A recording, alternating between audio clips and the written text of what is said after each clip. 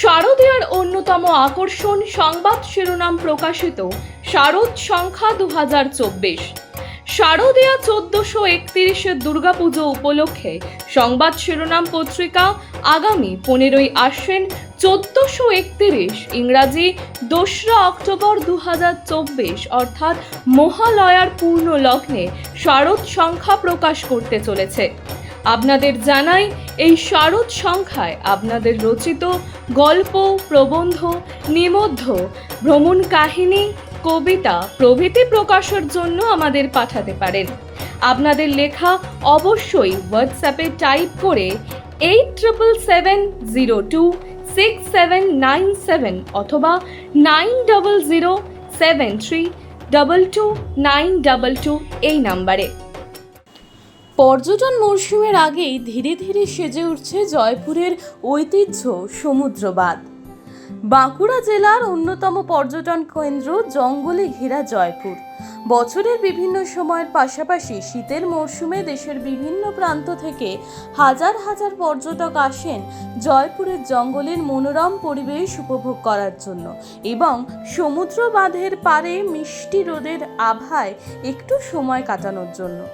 শীতের মরশুমে সমুদ্র বাঁধের এই নীলাভ জলরাশি এবং তার পাড় সেজে ওঠে বিভিন্নভাবে। তবে দীর্ঘদিন রক্ষণাবেক্ষণের অভাবে সমুদ্র বাঁধের জলে দখল নিয়েছে কচুরিপানার দল। সামনেই রয়েছে শীতের মরশুম, তাই তড়িঘড়ি জয়পুর পঞ্চায়েত সমিতির পক্ষ থেকে একটি স্বেচ্ছাসেবী সংস্থাকে বরাত দেওয়া হয়েছে এই সমুদ্র বাঁধ রক্ষণাবেক্ষণ করার জন্য এবং মৎস্য চাষের জন্য।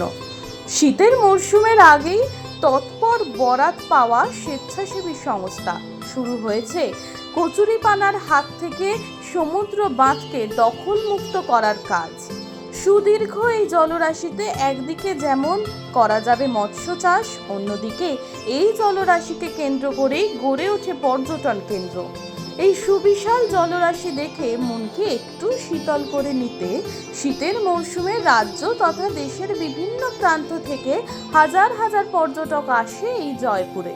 শুধুমাত্র পর্যটকই নয়, শীতকালে পরিযায়ী পাখিরাও ভিড় জমায় এই সুবিশাল জলরাশিতে। বংশ বিস্তার ঘটান পাখিরাও। বরাত পাওয়া স্বেচ্ছাসেবী সংস্থার কর্ণধার নাসিম মল্লিক জানান, তবে এবার পর্যটকদের জন্য সমুদ্র বাঁধে থাকছে বাড়তি পাওনা। সমুদ্র বাঁধের পাড় দিয়ে লাগানো হবে বিভিন্ন ধরনের ফুল গাছ, থাকবে বাচ্চাদের খেলনার বিভিন্ন উপকরণও। তাই এই পর্যটন মরশুমের আগেই নতুনভাবে সেজে উঠছে জয়পুরের ঐতিহ্য সমুদ্র বাঁধ। নমস্কার। যেটা আমাদের মেন উদ্যোগ, যে দেখুন, একদিকে জয়রামবাটি কামারপুকুর, একদিকে বিষ্ণুপুর, একদিকে শুশুনিয়া, একদিকে মুকুটমণিপুর। যারা ছোট গাড়িতে বা বাসে আসেন প্রত্যেকে কিন্তু জয়পুরের উপর দিয়ে যেতে হয়। জয়পুরে একদিকে বনাঞ্চল, একদিকে সমুদ্র বাঁধ।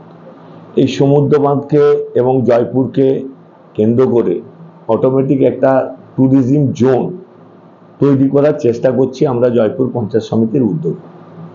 এবং আমরা দেখবেন একে একে সমুদ্র বাঁধকে আমরা নতুনভাবে সাজাবার চেষ্টা করছি। অলরেডি টাকা পঞ্চায়েত সমিতি থেকে বরাদ্দও করা হয়েছে।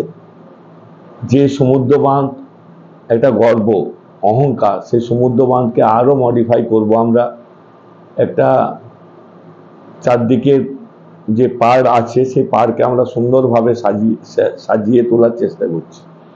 এবং পুকুরের আমরা দেখতে পাচ্ছি যে পুকুরের পানা পরিষ্কার করা হচ্ছে, রাস্তা অলরেডি করেছি।